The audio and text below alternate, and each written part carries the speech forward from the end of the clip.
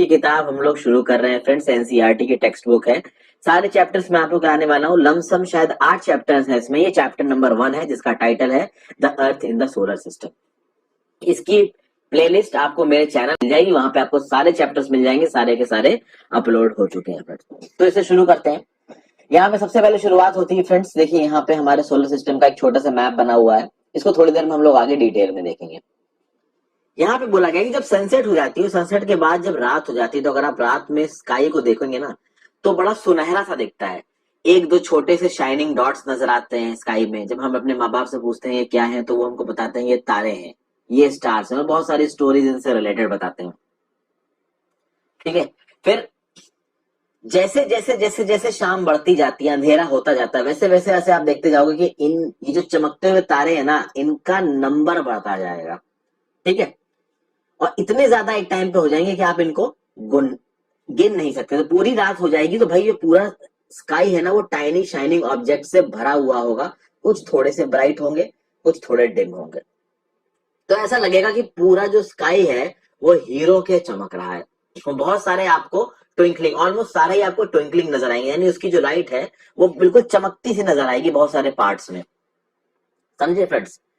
तो बात यहाँ पे ये है कि ये जो आपको ट्विंकलिंग लाइट्स दिख रही हैं, ये एक्चुअली में है क्या?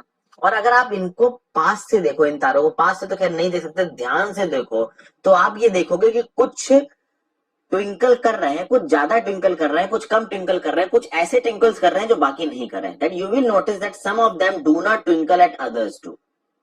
कुछ सिर्फ ग्लो कर रहे हैं। ठीक है। They simply glow without any flicker, just as the moon shines. आप समझिए, एक मून हमको नजर आता है फ्रेंड्स, और मून एक कांस्टेंट सोर्स ऑफ लाइट दिखाता है, वो फ्लिकर नहीं करती होती है उसकी लाइट। तो ये जो ब्राइट ऑब्जेक्ट्स हमको स्काई में दिखाई पड़ रहे हैं फ्रेंड्स, ये एक्चुअली में है क्या, हमें ये देखना है। तो धीरे धीरे धीरे धीरे जैसे कि ये आपका आगे बढ़ता जाएगा चैप्टर, आपको चीजें थोड़ी सी क्लियर होती जाएंगी। यहाँ पे देखिए एक रात में आपको स्काई नजर आ रहा है, बहुत सारे तारे आपको नजर आ रहे हैं। कुछ तारे अगर आप नोटिस करेंगे, जैसे कि ये वाला हो गया, ठीक है, ये वाला एक मतलब सिलेक्टेड आपको कुछ ज्यादा चमकते हुए दिख रहे होंगे और कुछ आपको कम चमकते हुए इस पिक्चर में दिख रहे होंगे। फिर मून आपको ज्यादातर रातों में नजर आता है, बस मून का शेप बदलता जाता है और मून का अपीयरेंस का टाइम जो है वो बदल जाता है। तो मून का अपीयरेंस का टाइम हर दिन शाम को कांस्टेंट नहीं रहता है, किसी दिन थोड़ा जल्दी आ जाता है, किसी दिन थोड़ा बाद में आता है, अलग अलग शेप्स में आता है और अलग अलग पोजीशन में होता है। ठीक है। और फुल मून आप एक महीने में केवल एक बार देख पाओगे। फुल मून को बोलते हैं पूर्णिमा। उस दिन पूरा चांद आपको नजर आएगा और उसके 14 दिन बाद, फोर्टनाइट लेटर, आप मून देख ही नहीं पाओगे। इसको बोलते हैं न्यू मून, जिसे बोलते हैं अमावस्या, यानी पूरी रात। अमावस्या मतलब रात है, कुछ भी नहीं दिख रहा है। और जब अमावस्या होती है फ्रेंड्स, उस दिन आप नाइट को बहुत अच्छे से देख पाते हैं, क्योंकि वो क्लियर नाइट होती है, उसमें मून की लाइट होती ही नहीं है। तो चूंकि जब उसमें मून की लाइट होती ही नहीं है, तो वो नाइट आपको बिल्कुल क्लियर नजर आएगी, स्टार्स आपको और क्लियर नजर आएंगे। अब हमारे सामने एक क्वेश्चन आएगा कि भाई ये जो मून है, ये जो तारे हैं, ये जो चमक रहे हैं, तारे तो यहाँ नहीं बोला गया, यहाँ पे इनको टाइनी ऑब्जेक्ट्स बोला गया, बस बेसिकली वो तारे ही होते हैं ज्यादातर। तो स्टार्स होते हैं, और आपको पता है कि हमारा सन भी एक स्टार है, उस पर भी हम थोड़ी देर में आ रहे हैं। तो ये जो मून है और जो बाकी टाइनी ऑब्जेक्ट्स हमको दिखाई दे रहे हैं, वो हमको दिन में क्यों नहीं दिखाई दे रहे? दिन में इसलिए नहीं दिखाई देते फ्रेंड्स, क्योंकि दिन में जो सन की लाइट होती है वो इतनी तेज होती है, इतनी ज्यादा चमकते हुए होती है कि नाइट में दिखने वाली चीजें दिन में हमारे सामने गायब हो जाती हैं। इसका मतलब ये नहीं है कि वो वहां होती नहीं, वो वहां होती है, बट सन की लाइट की वजह से हमें दिखती नहीं है। तो ये जो सन है, ये मून है, जो बाकी ऑब्जेक्ट साइन कर रहे हैं, ये होती हैं सेलेस्टियल बॉडीज। कुछ सेलेस्टियल बॉडीज बहुत बड़ी और बहुत हॉट होती हैं, जैसे होती हैं गैसेस, जिनके पास अपनी खुद की गैसेस होती हैं। वो अपने खुद की हीट पैदा करते हैं, अपनी खुद की लाइट पैदा करते हैं और बहुत हैवी अमाउंट में करते हैं। इन सेलेस्टियल बॉडीज को स्टार्स बोला जाता है, तारे बोला जाता है। और खास बात यह है फ्रेंड्स की जो हमारा सूरज है वो भी एक तारा है, यानी हमारे सूरज से मिलियंस ऑफ लाइट ईयर्स दूर अगर कोई अर्थ होता और वहां पे खड़े होकर देख रहा होता, तो हमारा सूरज उसको एक छोटे से तारे की तरह दिखाई देगा, जिस तरीके से हमको ऊपर तारे नजर आते हैं। ठीक है फ्रेंड्स, तो सन इज एक्चुअली अ स्टार। और भाई काउंटलेस ट्विंकलिंग स्टार्स आपको नाइट स्काई में दिखाने पड़ते हैं, और उसमें से बहुत सारे तारे एकदम सन की तरह होते हैं, बट ना उनकी हीट आती है हमको, ना हमें उनकी लाइट आती है। वो बहुत छोटे दिखते हैं क्योंकि वो हद से ज्यादा दूर है, बहुत ज्यादा दूर है। उनकी दूरी कितनी है इसका आइडिया आपको थोड़ी देर में लगेगा। और हमको दिन की लाइट में ये जो ट्विंकलिंग स्टार्स है क्यों नहीं नजर आते हैं, उसके लिए यहाँ पे एक एक्सरसाइज, आप एक काम करिए, एक टॉर्च लीजिए, एक प्लेन शीट ऑफ पेपर लीजिए, एक पेंसिल लीजिए, एक नीडल लीजिए। आप एक काम करिए, उस प्लेन पेपर को टॉर्च के सामने रखिए ताकि वो जो टॉर्च का ग्लास है जिससे लाइट निकल रही है वो पेपर के साथ टच करे, और फिर बाउंड्री पे, सरकमफेरेंस पे, जितना वो पूरे ग्लास को कवर करता है टॉर्च के, यानी कि ये टॉर्च है अगर ये वाला, इसके आगे आपने पेपर रखा तो ये जो पूरा ये है इसके खिलाफ, इसके चारों तरफ एक सर्कल ड्रॉ कर दीजिए। फिर जब ये सर्कल ड्रॉ करोगे तो ये मान लीजिए ऐसा बन के आया, तो एक नीडल लेके बीच में थोड़े से बस नीडल बस घुसेड़ दीजिए, छेद से कर दीजिए। उसके बाद इसी पेपर को टॉर्च के साथ लगाइए और उसको रबड़ बैंड से बांध दीजिए, और फिर टॉर्च जलाइए। आप जब टॉर्च जला के उसको प्लेन वॉल पे डालिए, और ध्यान दीजिएगा कि रात में जब आप ये काम कर रहे हो तो अपने कमरे की लाइट बंद कर दीजिएगा, तो रात में बाहर की रोशनी नहीं आएगी, सनलाइट, और कमरे की लाइट बंद कर दीजिएगा। तो इस परफोरेटेड यानी नीडल से छेद किए हुए पेपर को जब आप टॉर्च के ऊपर अटैच करके रबर बैंड से स्विच ऑन करेंगे टॉर्च का, और उसको दीवार पे मारेंगे, तो दीवार में आपको कुछ ऐसा ही लगेगा, कुछ छोटे छोटे से चमकते हुए डॉट्स नजर आएंगे। कुछ इस तरीके की ही हमारी रात होती है, और जैसे ही आप लाइट ऑन करोगे फ्रेंड्स, वो सारे के सारे डॉट्स गायब हो जाएंगे, क्योंकि वो बल्ब की लाइट या ट्यूब लाइट की लाइट उन डॉट्स को ओवरकम कर लेगी।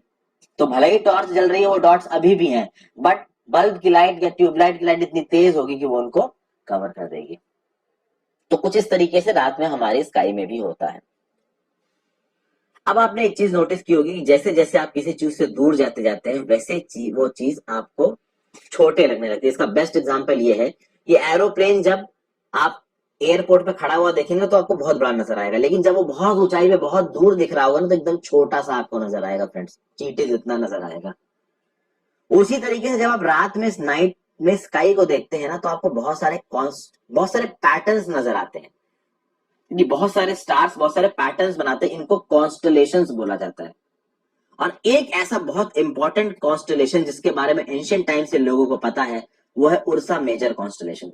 इसको बिग बियर कॉन्स्टलेशन भी कहते हैं, और इसकी खास बात यह कि ये बहुत आसानी से रिकॉग्नाइज हो सकता है। इसको सप्तऋषि भी बोला जाता है, यानी this is basically a group of 7 stars. Ursa Major constellation का एक पार्ट है ये। कभी आपको मौका मिले, कभी आपके घर में अगर कोई लर्नेड पर्सन हो, आप उससे बोलो कि भाई मेरे को ये उर्सा मेजर दिखाइए, तो क्लीन नाइट में आपको उर्सा मेजर दिख जाएगा।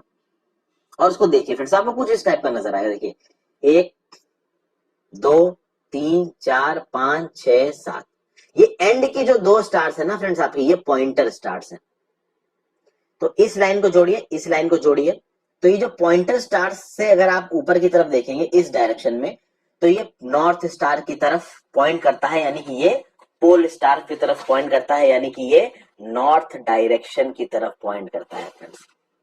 तो एंशिएंट समय में इस ऊर्जा कॉन्स्टलेशन का प्रयोग करके लोग डायरेक्शन पता करते थे, स्टार्स की मदद से डायरेक्शन पता करते थे। क्योंकि जो नॉर्थ स्टार है वो एक्चुअली में नॉर्थ डायरेक्शन में होता है, इसको पोल स्टार भी बोलते हैं, और ये पोल स्टार हमेशा एक ही पोजीशन पे रहता है स्काई में।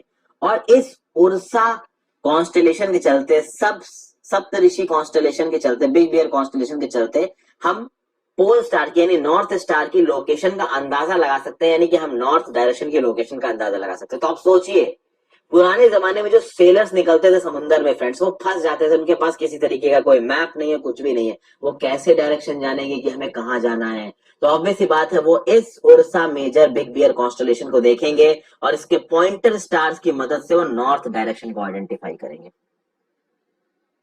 ठीक है, तो ये पोल स्टार हमेशा एक ही जगह पे रहता है, सेम स्काई में, और आप पॉइंटर स्टार्स की मदद से आप इसको पता कर सकते हो, जैसे कि इस फिगर में आप देखिए।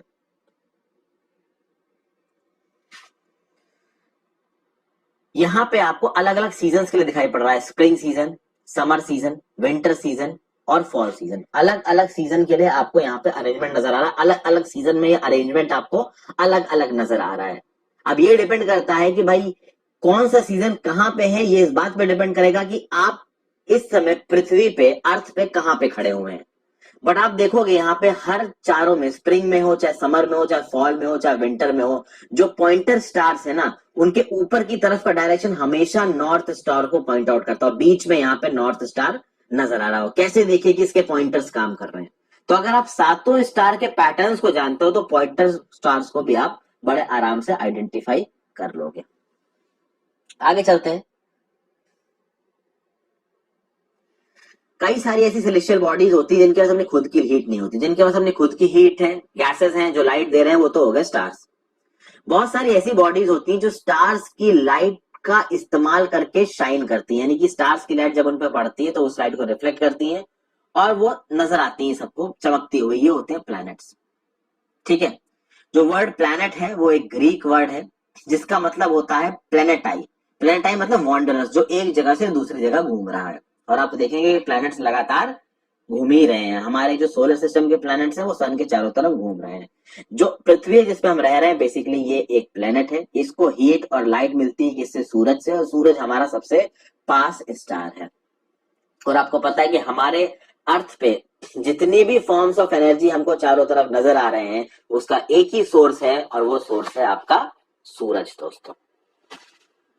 ठीक है फ्रेंड्स, आप देखिए बात देखिए फ्रेंड्स, अगर आप सूरज को दिन में देखें तो उसका एक साइज नजर आता है, और अगर आप मून को रात में देखें उसका एक साइज नजर आता है। तो सन थोड़ा सा तो बड़ा लगता है, लेकिन सन के और मून के साइज में हमें ज्यादा फर्क नजर नहीं आता है। समझ गए ना फ्रेंड्स आपको? लेकिन आपको ये पता चलना चाहिए कि हमारे अर्थ से सन बहुत ज्यादा दूर है। कंपेरेटिवली हमारे अर्थ से मून बहुत कम दूर है, लेकिन जो सन का जो डायमीटर है हमारे अर्थ से बहुत ज्यादा बड़ा है, और मून का जो डायमीटर है हमारे अर्थ से लगभग 25% है। धीरे धीरे करके इन पे आते हैं। तो जो हमारा मून है, जो हमारा चंद्रमा है, वो हमारा सैटेलाइट है। ठीक है, दैट इज आवर सैटेलाइट। एक तरीके से आप कह सकते हो, अगर अर्थ सूरज का सैटेलाइट है तो जो चंद्रमा है वो हमारा सैटेलाइट है।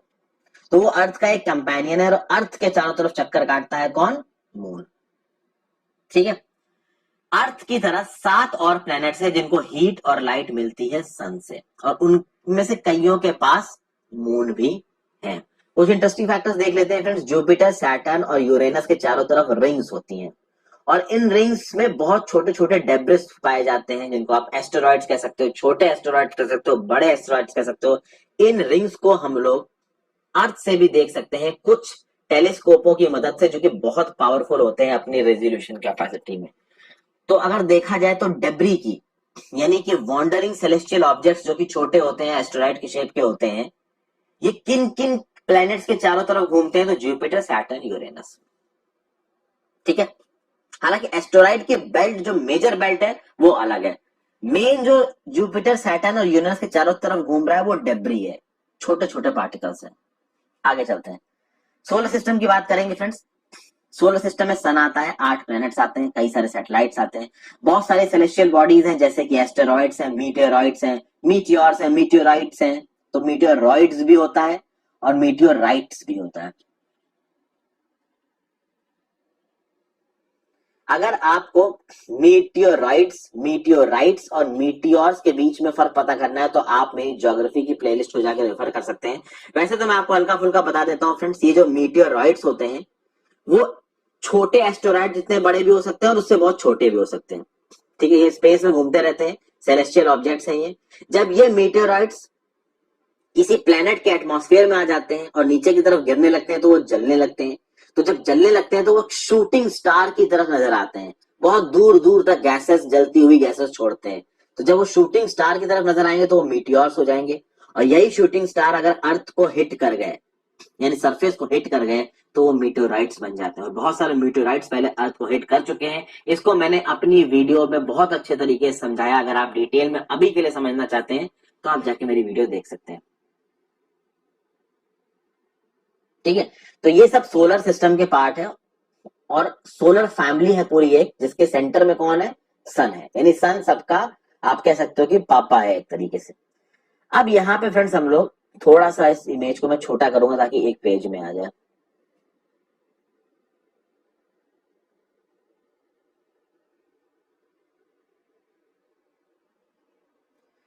ये देखिए, यहाँ पे फ्रेंड्स बीच में आपको सन नजर आ रहा है, ये जो 58, 108, 152, 28 लिखा है, ये बेसिकली मिलियन किलोमीटर्स में है, और 1 बिलियन किलोमीटर बराबर होता है 10 लाख किलोमीटर। तो मरकरी सन से 58 मिलियन किलोमीटर दूर है, फिर वीनस 108 मिलियन किलोमीटर दूर, अर्थ 150 मिलियन किलोमीटर दूर। तो बाकियों की डिस्टेंस भी आपको नजर आ रही है। एक एस्टेरॉइड बेल्ट है किसके बीच में, मार्स और जुपिटर के बीच में। This is an asteroid belt जिसमें बहुत मात्रा में एस्टेरॉइड्स मिलते हैं। फिर इन कह सकते हो कि आप इन प्लैनेट्स के बारे में कुछ एक जानकारी ले लेते हैं हल्की फुल्की। मरकरी सन का एक चक्कर 88 दिनों में मारता है और अपनी एक्सेस पे एक बार 59 डेज में घूमता है। वीनस सन के चारों तरफ चक्कर काटेगा 255 डेज में और अपने एक्सेस पे एक बार घूमेगा 243 डेज में। अर्थ आपको पता है सन का एक चक्कर 365 दिन में काटता है, जिसको एक साल बोलते हैं, और अपने एक्सेस पे एक दिन में घूमेगा। अर्थ का एक मून भी है, आपको पता है। मार्स की अगर बात करो तो मार्स एक चक्कर काटेगा सन का 687 डेज में, अपनी एक्सिस पे घूमेगा एक दिन में, इसके 2 मून है।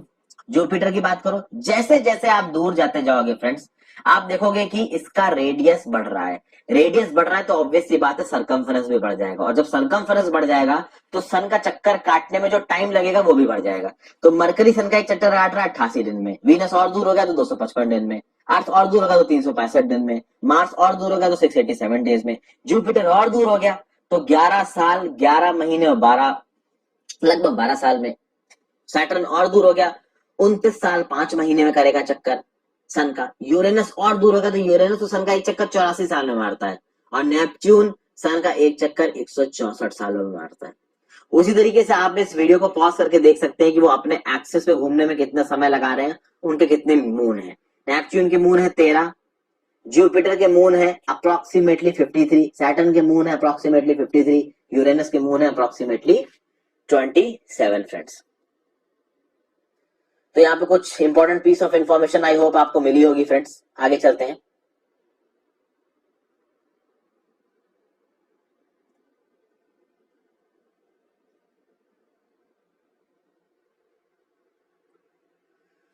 अच्छा, यहाँ पे पीस ऑफ इंफॉर्मेशन है कि जो सॉल नाम का शब्द है, इसको रोमन मैथोलॉजी में सन गॉड कहा जाता है। सोलर मतलब सन से रिलेटेड, और जो सन से रिलेटेड की फैमिली में आता है, जो फैमिली ऑफ सन में आता है, जो सन से रिलेटेड है, उसको आप सोलर सिस्टम बोलोगे। आपको पता करना है कि आपके चारों तरफ ऐसे कुछ वर्ड्स हैं जिसमें सोल नाम का शब्द आता हो या सोलर नाम का एक वर्ड आता हो। फिर यहाँ पे अगर वर्ड्स के ओरिजिन को देखा जाए तो एक इंपॉर्टेंट पीस ऑफ इंफॉर्मेशन दे रखी है। बहुत सारे वर्ड्स एक लैंग्वेज में किसी दूसरी लैंग्वेज से लिए जाते हैं। जैसे फॉर एग्जांपल ज्योग्राफी भले एक इंग्लिश का वर्ड हो, ज्योग्राफी सब्जेक्ट को डिनोट करता हो, बट एक्चुअली में ये ग्रीक वर्ड है, और ये 2 ग्रीक शब्दों से मिलकर बना है। जीई जो कि आपका होता है अर्थ, और ग्राफिया जिसको आप बोलते हो राइटिंग। और ये जो जीईओ है, ये बेसिकली जीई है ग्रीक का।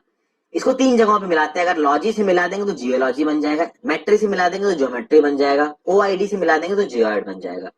तो जीई को आप लॉजी से मिलाओगे तो बन जाएगा स्टडी ऑफ अर्थ, मेट्री से मिलाओगे तो बन जाएगा मेजरमेंट ऑफ अर्थ, और ओआईडी से मिलाओगे तो बन जाएगा एक ऐसा शेप जो कि अर्थ रिप्रेजेंट करता है। ठीक है, अगर हम आज पढ़ाई की बात करें, इस स्पेस की पढ़ाई की बात करें, तो देखिए एंशिएंट समय से ह्यूमंस स्काई की तरफ देख के बहुत ज्यादा फैसिनेट हो जाते थे। उन्होंने बहुत सारी सेलेस्टियल बॉडीज को पढ़ने की भी कोशिश की है। ऐसे बहुत से एस्ट्रोनॉमर्स एंशिएंट इंडिया में रहे हैं और उन्होंने बहुत इंपॉर्टेंट ऑब्जर्वेशन उस समय बता दिए थे। इंडिया के बहुत फेमस एस्ट्रोनॉमर्स है आर्यभट्ट। आर्यभट्ट ने उसी समय बता दिया था ये जो मून है और ये जो प्लेनेट शाइन करके जो हमको आज की डेट में नजर आ रहे हैं, वो जब उन पे सनलाइट पड़ रही है और वो सनलाइट उन पे पड़ के रिफ्लेक्ट होकर हमारी आंखों में आ रही है, तब वो हमको दिख रहे हैं। आज की डेट में पता है फ्रेंड्स कि भाई एस्ट्रोनॉमी में पूरी रिसर्च चल रही है। नासा, इसरो, ये सब कर क्या रहे हैं? ठीक है, ये यही कर रहे हैं, रिसर्च कर रहे हैं। फिर अगर हम सन की बात करें तो सन हमारे सोलर सिस्टम के बिल्कुल बीच में आता है। एक्सट्रीमली हॉट गैसेस से मिलकर बना हुआ है, वहां पे न्यूक्लियर फ्यूजन चल रहा है। आज के डेट में जो हम लोग बॉम्ब देखते हैं फ्रेंड्स, जो न्यूक्लियर बॉम्ब्स हैं जो हिरोशिमा नागासाकी में गिरे थे, वो न्यूक्लियर फिजन टेक्नोलॉजी पे, टूटने पे, और सन के अंदर जो एनर्जी पैदा होती है वो फ्यूजन टेक्नोलॉजी से होती है। आज की डेट में एक चीज बनाई जा रही है, हाइड्रोजन बॉम्ब। हाइड्रोजन बॉम्ब भी फ्यूजन टेक्नोलॉजी पे बनाए जा रहे हैं, अभी तक उतना इनमें शोध नहीं हो पाई है। तो ये जो फ्यूजन टेक्नोलॉजी है ये बहुत ज्यादा गर्म कर देता है सन की सरफेस को, और सन ही अल्टीमेट सोर्स ऑफ एनर्जी है किसका, हीट का और लाइट का सोलर सिस्टम में। बट हम लोगों को उतनी हीट पता नहीं चलती है। वो इसलिए नहीं पता चलती है क्योंकि फ्रेंड्स भले ही वो नियरेस्ट स्टार है, भले ही सन हमारा सबसे पास का स्टार है, लेकिन हमसे 150 मिलियन किलोमीटर अवे है, और 150 मिलियन किलोमीटर बहुत ज्यादा दूर होता है। और यहीं से उस चीज को कनेक्ट करने की कोशिश कीजिए कि फ्रेंड्स सन का साइज और मून का साइज एक जैसा ही लगता है। मून हमसे 3,84,000 किलोमीटर दूर है लमसम।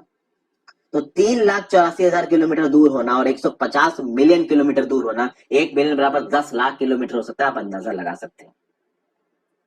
फिर अगर प्लैनेट्स की बात करें फ्रेंड्स, तो हमारे सोलर सिस्टम में भाई 8 प्लैनेट्स हैं। हमने देखा सबसे पहले आता है मरकरी, फिर वीनस, फिर अर्थ, फिर मार्स, फिर जुपिटर, फिर सैटर्न, फिर यूरेनस, फिर नेपच्यून। ये ऑर्डर याद कर लिए, मरकरी से वीनस, वीनस से अर्थ, अर्थ से मार्स, मार्स से जुपिटर, जुपिटर से सैटर्न, सैटर्न से यूरेनस, यूरेनस से नेपच्यून। अब इसको याद करने के बड़े अलग अलग तरीके हैं, आप अपने हिसाब से कर सकते हैं, अपने क्लास के बच्चों के साथ डिस्कस करके या टीचर्स के साथ डिस्कस करके। ये जो 8 के 8 प्लैनेट्स हैं, ये सन के चारों तरफ एक फिक्स्ड पाथ में चलते हैं और उस पाथ को बोला जाता है ऑर्बिट। मरकरी नियरेस्ट है, जैसे कि मैंने पहले ही बताया, 88 दिन लेता है सन का एक चक्कर काटने में। जैसे जैसे दूर जाते जाएंगे वैसे वैसे सरकमफेरेंस बड़ा होता जाएगा। वैसे तो देखिए फ्रेंड्स, सरकमफेरेंस यहाँ पे सर्कल का होता है, मैं आपको एक आइडिया देने के लिए बोल रहा हूँ। क्योंकि ये इलिप्टिकल ऑर्बिट में घूमते हैं, तो एक्चुअली में उसको आप सर्कल का सरकमफेरेंस नहीं बोल सकते। ये जो प्लैनेट्स है, जो इनका ऑर्बिट है ना सन के चारों तरफ, ये इलिप्टिकल है, दैट इज नॉट सर्कुलर। जब लोग थोड़ा हायर कॉन्सेप्ट में पहुंचेंगे तब समझेंगे। और अगर आप अभी क्यूरियस है तो मेरी ज्योग्राफी की वीडियोस जाके देखिए मेरी प्लेलिस्ट में। अब देखिए, वीनस को अर्थ का ट्विन कहा जाता है। तो अगर आपसे किसी एमसीक्यू में पूछा जाता है कि भैया अर्थ का ट्विन प्लैनेट कौन सा है, तो वीनस मार दीजिएगा, मार्स ना मार दीजिएगा। वीनस को अर्थ का ट्विन इसलिए बोला जाता है क्योंकि इसका साइज और शेप अर्थ से बहुत ज्यादा सिमिलर है। पहले प्लूटो भी एक प्लैनेट हुआ करता था, पर अगस्त 2006 में एक मीटिंग हुई इंटरनेशनल एस्ट्रोनॉमिकल यूनियन की, और उसने बोला कि भाई प्लूटो जैसे और भी बहुत सारे सेलेस्टियल ऑब्जेक्ट्स मिले हैं, तो सबको प्लेनेट मानने से अच्छा है कि भाई आप बाकी प्लैनेट्स को और प्लूटो को एक डॉर्फ प्लैनेट डिक्लेयर कर दीजिए। यानी Pluto no more is officially a planet. 2006 में इसके प्लैनेट का स्टेटस इससे छीन लिया था इंटरनेशनल एस्ट्रोनॉमिकल यूनियन ने। अर्थ की बात करें तो सन से अगर है आप डिस्टेंस देखेंगे तो सबसे पहले आता है मरकरी, फिर आता है आपका वीनस, और फिर आता है आपका अर्थ। तो अर्थ तीसरे नंबर का प्लेनेट है सन से अगर आप डिस्टेंस देखोगे। 5वें नंबर का सबसे बड़ा प्लेनेट है और slightly flattened at the poles है, इसीलिए इसको जियोइड बोलते हैं। जियोइड मतलब slightly flattened at the poles, perfectly spherical नहीं है। देखिए ये हो गया सर्कल फ्रेंड्स। अब अगर इसको इक्वेटर मान लो, तो अर्थ का क्या है कि परफेक्टली स्फेरिकल नहीं है, वो परफेक्टली सर्कुलर नहीं है। जैसे ही आप पोल से पहुंचेंगे ना, सर्कुलर कुछ ऐसे होता, ठीक है, लेकिन पोल्स पे वो फ्लैटन हो जाता है। ठीक है, फ्लैटन होने की वजह से पोल्स पे वो परफेक्टली सर्कल के शेप में नहीं आ पाता है, सर्कल के शेप के आसपास नहीं आ पाता है, इसलिए इसको बोला जाता है जियोइड, GEOID। और जियोइड को बोला जाता है अर्थ लाइक शेप। ठीक है, आगे पढ़ने से पहले फ्रेंड्स लाइट की स्पीड बता दो। लाइट की स्पीड होती है 3 लाख किलोमीटर प्रति सेकंड, और आपको मैंने बताया कि अर्थ कितना दूर है हमारे सन से, 150 मिलियन किलोमीटर। और 3 लाख किलोमीटर प्रति सेकंड लाइट चलती है, तब भी सन से अर्थ तक लाइट पहुंचने में 8 मिनट लगते हैं। तो भैया conditions favourable to support life पाई जाती है अर्थ पे। ना अर्थ ज्यादा गर्म है, ना अर्थ ज्यादा ठंडा है। अर्थ के पास पानी है, अर्थ के पास हवा है, जो कि हमारे सर्वाइवल के लिए बहुत ज्यादा एसेंशियल है। अर्थ के पास बहुत सारी लाइफ सपोर्टिंग ऑक्सीजन है, और भी जो गैसेस होती हैं जैसे कि कार्बन डाइऑक्साइड, नाइट्रोजन, वो भी अपना अपना रोल प्ले करती हैं। इसीलिए अर्थ एक यूनिक सिस्टम है। सोलर सिस्टम में कुछ ऐसी चीज बन गई है जहां पे सब कुछ परफेक्ट हो गया है मैनकाइंड के एग्जिस्टेंस के लिए और बाकी स्पेशीज के एग्जिस्टेंस के लिए, और उस फेवरेबल कंडीशंस को अपने ही अगेंस्ट पिच कर रही है ह्यूमन काइंड, मैनकाइंड। हम अपने एटमॉस्फेयर को, अपने एनवायरमेंट को खराब करके अपनी खुद की कब्र ही खोद रहे हैं। आगे बढ़ते हैं फ्रेंड्स। बाहर से अगर आप देखोगे अर्थ को तो वो ब्लू नजर आएगा। ब्लू क्यों नजर आएगा? क्योंकि 67% of the earth surface is covered with water, इसलिए इसको ब्लू प्लैनेट बोला जाता है। आगे हम बात करेंगे मून की। मून के बारे में एक फैक्ट देखिए friends, Neil Armstrong was the first man जिसने मून के ऊपर अपना पहला कदम रखा था 21 जुलाई 1969 को। क्या किसी इंडियन ने आज तक मून पे कदम रखा है? Unfortunately no. फिर मून की बात करते हैं। अर्थ का एक ही सैटेलाइट है जो कि है मून। इसका diameter is approximately 1/4 of the earth, यानी 1/4 है अर्थ के इसका डायमीटर। इतना बड़ा ये नजर इसलिए आता है फ्रेंड्स, देखिए सन का साइज और मून का साइज हमको ऑलमोस्ट एक जितना लगता है, वैसे तो ऑलमोस्ट एक जितना नहीं लगता, सन थोड़ा सा बड़ा लगता है कुछ जगहों से देखिए, लेकिन ऑलमोस्ट एक जैसा इसलिए लगता है क्योंकि सन बहुत बड़ा है फ्रेंड्स, बट बहुत दूर है। मून हमारे डायमीटर का लगभग 25% है, 1/4 है, बट वो बहुत पास है, यानी मून हमसे अर्थ से 3,84,400 किलोमीटर दूर है, और सन आपको पता है हमसे 150 मिलियन किलोमीटर दूर है। तो इन डिस्टेंसेस की वजह से इन दोनों का साइज अप्रोक्सीमेटली सेम लगता है। फिर अगर देखा जाए, मैंने आपको बताया कि मून अर्थ के चारों तरफ चक्कर काटता है, तो एक चक्कर काटने में अर्थ के चारों तरफ मून को लगते हैं 27 दिन, और अपने एक्सिस पे एक बार पूरा घूमने में भी मून को 27 दिन लगते हैं। टू बी प्रिसाइज 27.3 डेज है दोनों डाटा। तो मून को अर्थ के चारों तरफ घूमने में लगते हैं 27.3 दिन, और मून को अपने एक्सिस पे भी एक पूरा स्पिन मारने में लगता है 27.3 दिन। इसीलिए एक जगह से जब आप मून को देखोगे ना फ्रेंड्स, आपको मून की एक ही सरफेस नजर आएगी।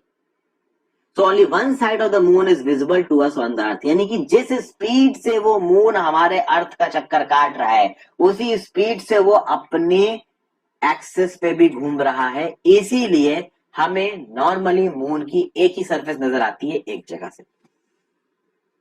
मून पे जो कंडीशंस हैं, they are not favourable for life, वहां लाइफ नहीं हो सकती, पानी नहीं है, गैसेस नहीं है ह्यूमन सर्वाइवल के लिए, माउंटेन्स है, प्लेन्स है, डिप्रेशन है बड़े बड़े। और ये माउंटेन्स, प्लेन्स, डिप्रेशन क्या आप अर्थ से आइडेंटिफाई कर सकते हो? क्या कभी आप रात में मून की सरफेस को देखो तो हल्का हल्का काला लगता है? क्या ऐसा लगता है कि मून की सरफेस पे कोई शैडो पड़ रही है? जरा देखते हैं फ्रेंड्स, ये देखिए, यहाँ तो थोड़ा ज्यादा ब्राइट दिखा रखा है, एनिमेटेड सा बना रखा है, लेकिन जब भी आप मून को देखोगे तो फ्रेंड्स आपको इस तरीके की शैडो काली काली मून पर नजर आएगी। वो इसलिए होती है क्योंकि मून पे जो बड़े बड़े माउंटेन्स है ना, जो बड़े बड़े स्ट्रक्चर है, वो अपनी खुद की शैडो डालते हैं मून की सरफेस पे, जिसकी वजह से मून हल्का हल्का कुछ जगहों पे हमको धब्बे स्पॉट्स नजर आते हैं, वो एक्चुअली में शैडोज होती है। ठीक है, अब हम बात करते हैं सैटेलाइट की। बेसिकली सैटेलाइट क्या होता है? सैटेलाइट भी एक सेलेस्टियल बॉडी है, चूंकि वो प्लैनेट्स के अराउंड घूमती रहती है। जिस तरीके से प्लैनेट सन के अराउंड घूमते हैं, वैसे सैटेलाइट्स प्लैनेट्स के अराउंड घूमती हैं। ह्यूमन मेड सैटेलाइट एक आर्टिफिशियल बॉडी होती है, उसको साइंटिस्ट बनाता है यूनिवर्स की इंफॉर्मेशन लेने के लिए, एक जगह से दूसरी जगह कम्युनिकेशन करने के लिए। ऐसे कुछ सैटेलाइट्स स्पेस में है, इनसैट, IRS, एडियोसैट्स, ये कुछ इंडियन सैटेलाइट्स हैं स्पेस में। अब हम बात करेंगे एस्टेरॉइड्स की। वैसे तो फ्रेंड्स एस्टेरॉइड्स पे मैंने एक बहुत डिटेल्ड टॉपिक बना रखा है अपने ज्योग्राफी की प्लेलिस्ट में, आप चाहे तो जाके देख सकते हैं। तो एस्टेरॉइड्स होता क्या है? देखिए, स्टार्स बहुत बड़े होते हैं, प्लैनेट्स बहुत बड़े होते हैं। सैटेलाइट्स की अगर बात की जाए तो बहुत सारी इन चीजों के अलावा, सैटेलाइट, प्लैनेट, स्टार्स के अलावा बहुत छोटी छोटी बॉडीज होती हैं जो सन की चारों तरफ चक्कर काटती हैं। इनको आप बोलते हो एस्टेरॉइड्स। बड़े पत्थर हो सकते हैं, छोटे पत्थर हो सकते हैं। एस्टेरॉइड्स एक फुटबॉल फील्ड जितने बड़े भी हो सकते हैं। एस्टेरॉइड्स के बारे में बहुत डिटेल में मैंने समझाया है। वो जो मैंने आपको एस्टेरॉइड बेल्ट दिखाई थी ना, वो पूरी की पूरी मार्स और जुपिटर के बीच में एग्जिस्ट करती है। और ऐसा नहीं केवल उस बेल्ट में एस्टेरॉइड्स मिलते हैं, पूरे यूनिवर्स में एस्टेरॉइड फैले हुए हैं। और कहा जाता है कि जो एस्टेरॉइड्स हैं, अगर अपने सोलर सिस्टम की बात की जाए तो बहुत साल पहले जब सन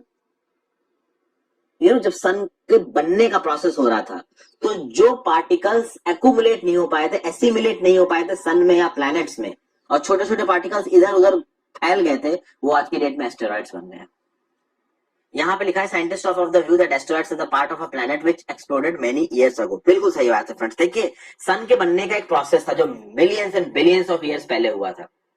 उस बनने के प्रोसेस में बहुत सारा मास एक्यूमुलेट हो गया था सन में, कुछ मास बाहर छूट गया था जो कि प्लैनेट्स में एक्यूमुलेट हो गया, और बाकी बहुत सारा मास छोटे छोटे टुकड़ों के फॉर्म में इधर उधर घूम रहा है, जिसको आप बोलते हो एस्टेरॉइड्स। एस्टेरॉइड्स के बारे में और इन्फॉर्मेशन चाहिए, यहाँ पे नहीं दे सकता फ्रेंड्स, वीडियो छोटी है, मेरी प्लेलिस्ट में जाके देखिए। फिर मीटियोराइट्स की बात करते हैं। वैसे तो मीटियोराइट्स, मीटियोर्स और मीटियोराइट्स में मैं आपको फर्क बता चुका हूं। यहाँ पे OIDS है, एक होता है मीटियोराइट, एक होता है मीटियोर्स। फिर से बता देता हूं, ये मीटियोराइट्स क्या होते हैं? स्मॉल पीस ऑफ रॉक्स हैं जो सन के चारों तरफ घूमते हैं।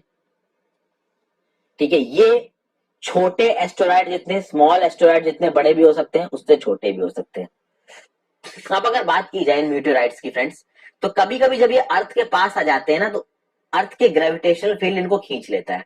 अब जब अर्थ का ग्रेविटेशनल फील्ड इनको खींच लेता है और अर्थ के एटमॉस्फेयर में जाके गिरने लगते हैं ना, तो फ्रिक्शन से जलने लगते हैं। जब जलने लगते हैं तो फ्रेंड्स ये फ्लैश ऑफ लाइट छोड़ते हैं। जब ये फ्लैश ऑफ लाइट छोड़ते हैं तो ये मीटियोर्स हो जाते हैं। और जब फ्लैश ऑफ लाइट से अगर ये पूरे के पूरे बर्न हो गए एटमॉस्फेयर में, वेल एंड गुड। अगर वो पूरे बर्न हुए बिना जाके धरती पे लड़ गए तो वो मीटियोर राइट हो जाते हैं। ठीक है, समझ गए फ्रेंड्स। कभी कभी आपको टूटता हुआ तारा नजर आता है, वो टूटता हुआ तारा दिखा, भाई विश मांगो। आप समझ गए ना कि वो टूटता हुआ तारा क्या है यहाँ पे। खैर आपको समझ में आ गया होगा। फिर फ्रेंड्स, कभी अगर आप रात में क्लियर स्टारी नाइट में अमावस्या के दिन अगर देखें, आपको अगर एक व्हाइटिश सा ब्रॉड बैंड नजर आए, यहाँ पे देखिए एक व्हाइटिश सा आपको बैंड नजर आए, कभी कभी दिखता है क्लियर स्टारी नाइट में, हमेशा नहीं दिखेगा। It is a white glowing path. Actually में क्लस्टर से मिलियंस ऑफ स्टार्स का, और इस बैंड को बोला जाता है मिल्की वे गैलेक्सी। और हमारा जो सोलर सिस्टम है, this is basically a part of this milky way Galaxy. Ancient India में इस band of clusters of millions of stars को क्या बोला जाता था कि भैया लाइट की एक रिवर बह रही है स्काई में, इसको आकाश गंगा भी बोला जाता था। और Galaxy is huge system of billions of stars, gases, dust, millions of galaxies मिलती हैं आपके यूनिवर्स में। और उसमें से एक गैलेक्सी है मिल्की वे गैलेक्सी। और उस मिल्की वे गैलेक्सी में बहुत सारे सोलर सिस्टम है, एक सोलर सिस्टम हमारा है। तो अब आप समझ सकते हैं ना पे कि यूनिवर्स कितना बड़ा होगा फ्रेंड्स, हमको कितना कुछ यूनिवर्स में खोजना है। आप खुद सोचिए कि आप एक छोटे से प्राणी हैं बीच में, एक अर्थ पे रहते हैं। अर्थ जैसे कितने प्लैनेट्स हैं? अर्थ तो भैया 5वें नंबर का सबसे बड़ा प्लैनेट है, उससे भी बड़े 4 प्लैनेट हैं। फिर अर्थ सोलर सिस्टम में आता है, सोलर सिस्टम मिल्की वे गैलेक्सी में आता है। अब इस मिल्की वे गैलेक्सी में जाने कितने सोलर सिस्टम होंगे? मिल्की वे गैलेक्सीज भी बिलियंस है यूनिवर्स में, तो एक यूनिवर्स में जाने कितनी गैलेक्सीज होंगी। तो आप समझ रहे हैं ना कि हमारा कंपैरेटिव साइज क्या है।